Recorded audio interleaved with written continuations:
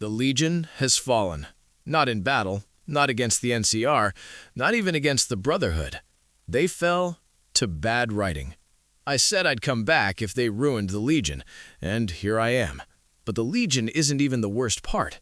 What they did to the Brotherhood of Steel, I'll get to that. And how Shady Sands actually got nuked, it's somehow worse than we imagined. By the end of this breakdown, you'll understand why I'm saying Fallout is officially dead. Stay with me, because what I'm about to show you changes everything you thought about this show. After Season 1, I had concerns. The NCR wiped out, Shady Sands relocated for no reason, the timeline completely butchered. But I told myself maybe Season 2 would fix things.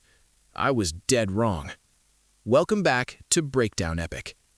If you're new here, we do honest breakdowns, no fake hype, no sugarcoating garbage writing.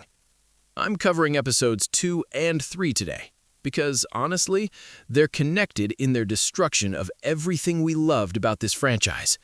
And that Legion scene, the one everyone's talking about, it's even worse in context.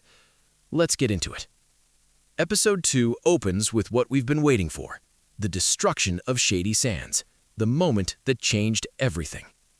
Now, first thing you'll notice, the NCR looks exactly like pre-war America, that retro future 50s aesthetic Bethesda loves so much.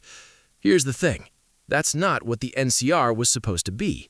In New Vegas, the NCR had developed their own identity, their own culture. They weren't just copying the old world. But whatever, that's a minor issue compared to what comes next. We see who I assume is Maximus's dad getting groundwater, being impressed there's no radiation. Do I need to remind the writers this is over 200 years after the war? The new California Republic isn't just one town, it's an entire nation. They have control of all of California.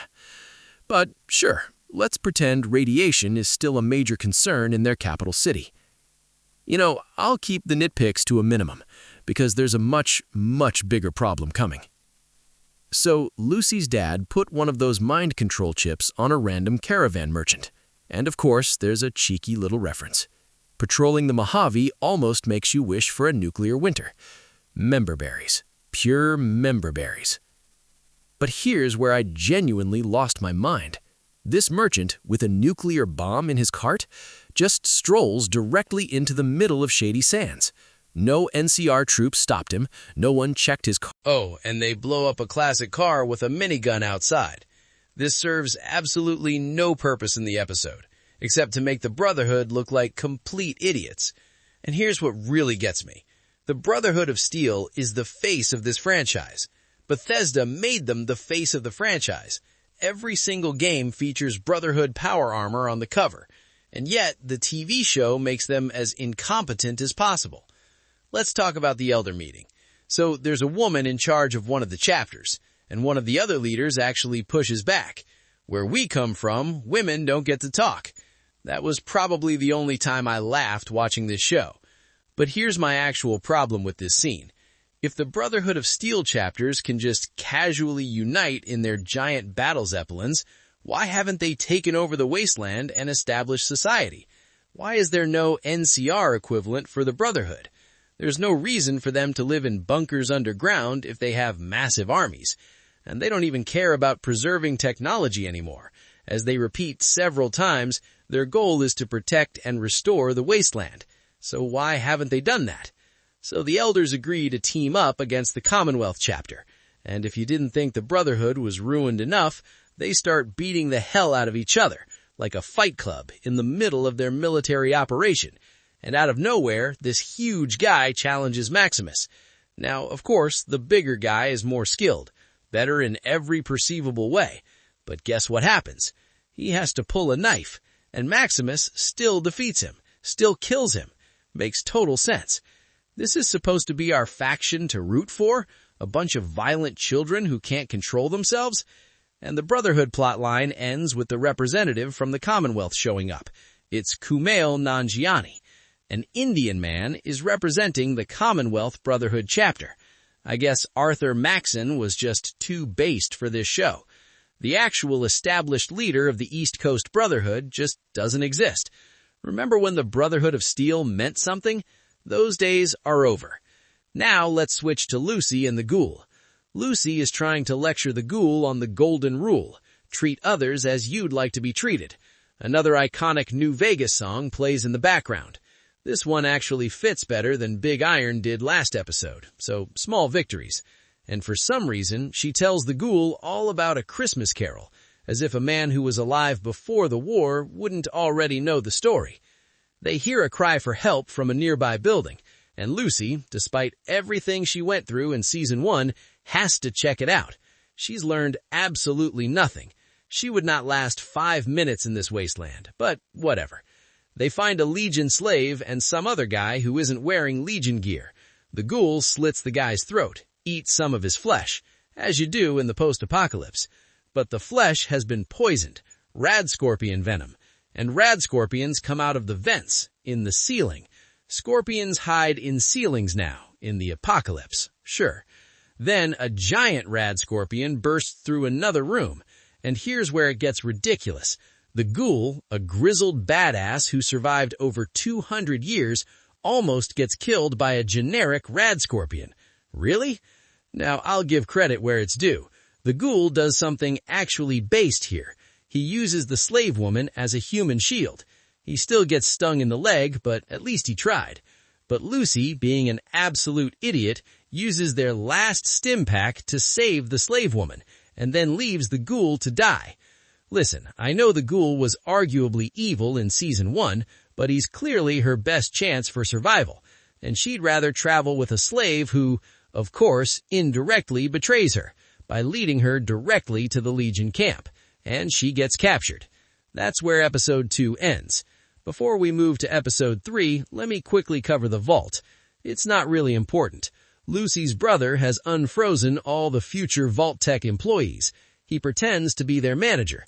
Conveniently, there's a comically massive vent that leads to the surface. You'd think radiation would get through there and kill everyone inside. But no, they just escape, and now they're on the surface. I guess they're going to colonize the wasteland or something. Who cares? Okay, now for Episode 3, The Point of No Return. Episode 3 begins with an incredibly ridiculous scene. We see the former Brotherhood initiate from Season 1, the one who got ghoulified, and he has somehow enslaved a bunch of children, child labor, in a Sunset Sarsaparilla bottling plant. I have so many questions, and none of them will be answered. Where are their parents? Where did these kids come from? Now, something you might think is clever at first glance, he's not actually making Sunset Sarsaparilla. He's just collecting caps, basically printing money, which obviously leads to inflation. But with the NCR gone, I guess that's the least of his concerns. But my question is, where are the materials coming from to manufacture these bottles? Why even bother making the drink? Just run the part that makes bottle caps. I guess you could say it's clever that he's feeding the children Sunset Sarsaparilla instead of water, so it's sustaining itself. Some of the children are ghouls, too. Dark humor, I suppose. And now, the moment we've all been waiting for. The Fallout TV show's take on the Legion. Lucy is led through their camp with the slave woman.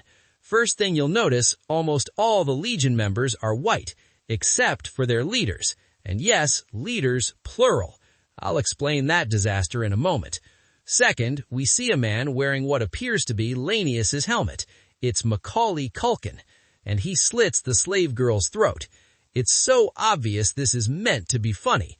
Oh look, the Home Alone kid is an evil Legion leader. But the worst part is what comes next. Lucy is brought before the Kaiser, and she immediately starts lecturing them about their Roman culture. And she's wrong, by the way. I need you to listen to this exchange. How dare you address the great Kaiser? And Lucy responds, do you mean Caesar? I believe Kaisers are German. First of all, shame on the writers. The original Latin pronunciation is Kaiser, not Caesar or Kaiser. Kaiser. That's how the Romans actually said it. You are so smug when you don't even know what you're talking about. And it gets worse. She says primogeniture isn't even a Roman tradition. It's from the Middle Ages. Okay, but just because it isn't Roman doesn't mean they won't still do it. And then she says she's not even a virgin. What sense does that even make as a defense? Oh, and she mentions cousin stuff. This is utterly immersion-breaking. Here's why this scene destroys everything. These people just slit a woman's throat for not being with her handler, yet they let Lucy, a random vault dweller, lecture them about their own culture. They don't immediately decapitate her? No, this is treated like a joke. They just tie her to a cross to slowly starve. The Legion we knew from New Vegas would never tolerate this.